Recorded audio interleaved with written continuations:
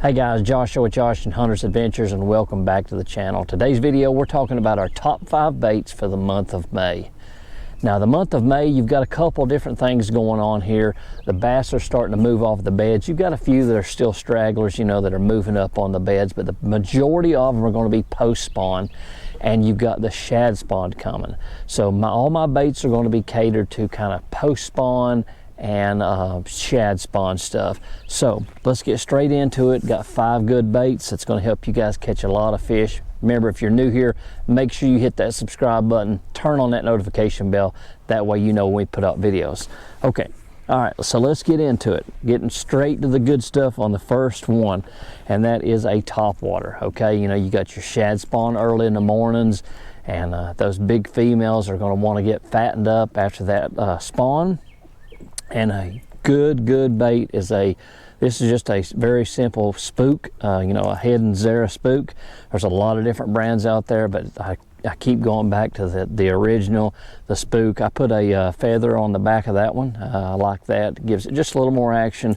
And some of them doesn't come with the O-ring on, or the split ring there on the front. I always put a split ring right on the front. This is the Spook Junior. I like that size. Like I said, you know, the shad, they're not real super big here in my area here in Tennessee, unless it's like an alewife or something like that.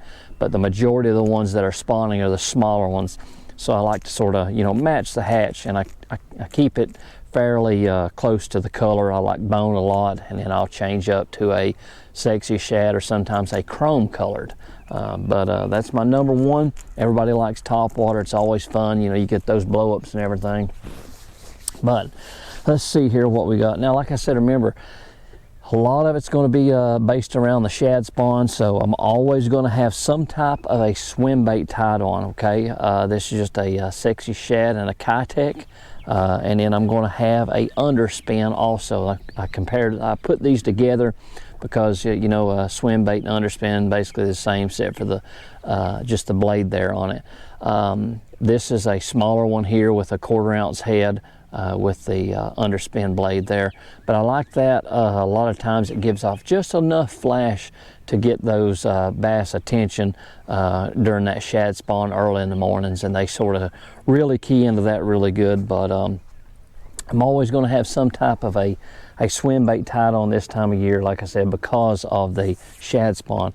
Also, you know, again, those big females are going to be out just a little bit a lot of times in that deeper water, just on that next drop off, say in that 10-15 foot. A lot of times they're going to go out there, stage up, get some easy meals, and get fattened up and get ready to move out into the probably the deeper water for the summer months. Now, our next bait that we're going to talk about is a chatterbait. Chatterbait is a big bass catcher. You catch a lot of big bass on this. Now, this is the jackhammer, but you don't have to throw the jackhammer. You can throw the original Z-Man chatterbait. It's a great chatterbait. That new Evo that came out, it's a really good one. There's a lot of other ones. The Berkeley Slobber Knocker, it's a great chatterbait also. But keep it fairly simple, like I said, on my shad colors this time of year. Unless my water's dirty, then I'm going to change it up to like a chartreuse or maybe a black and blue. But I like the jackhammer because I like the vibration that it gives. Well, something I've noticed on the jackhammer is when it seems like when you very initially crank that reel handle, you can feel it start vibrating. It's not like on some of the other ones, like the original ones. Sometimes you got to give it just a pop to get the blade to start rattling there. But chatterbait is a great bait this time of year.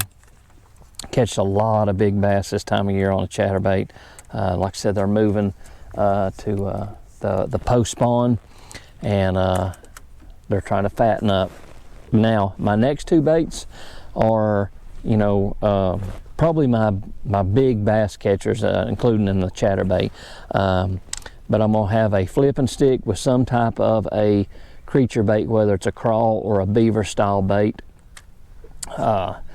You can see here I've got a net bait. I think it's the Paca Crawl here on here. My water's just a little bit stained today, so I wanted something with just a little bit of color.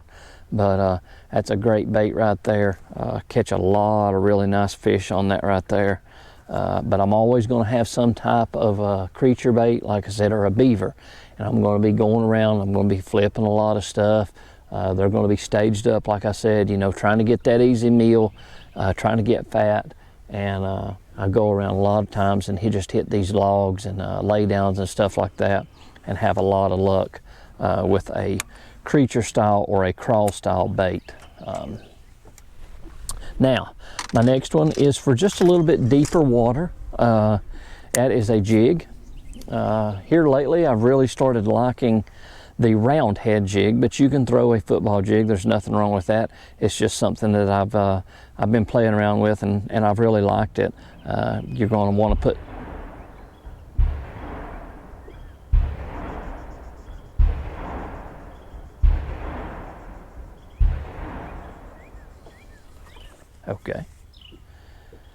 Okay, our next bait is for just a little bit deeper water, and we've got a round head jig here. You can throw a football jig, but here lately I've really liked the round head.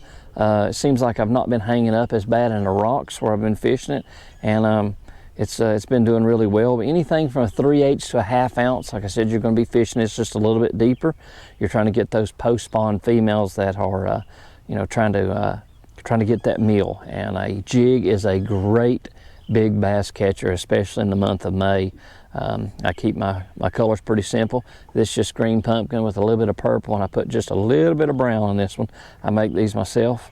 I got a little zoom trailer on the back of that. Make sure you put a good trailer on the back, some type of net bait or a zoom or something like that. But you're going to fish this in any areas, points, secondary points, humps were really good. I had one on today, caught one on a hump that was just staged up, you know, moving out. You could tell it was just spawned out, man, just super skinny. But yeah, that's my top 5 baits for the month of May. You've got your spook, your swim bait, your chatterbait, some type of flipping bait, whether it's a beaver or a crawl, and then your jig. Like I said, whether it's a round head, 3/8, 1/2 ounce, whatever you want, to a football jig, 3/8 to a 1/2 ounce, whichever one that you prefer. But guys, the month of May is a great time to be out. Like I said, that early morning shad spawn, and then going out and catching fish, maybe just a little bit deeper, or you know, on those points and things like that for the females that are moved up.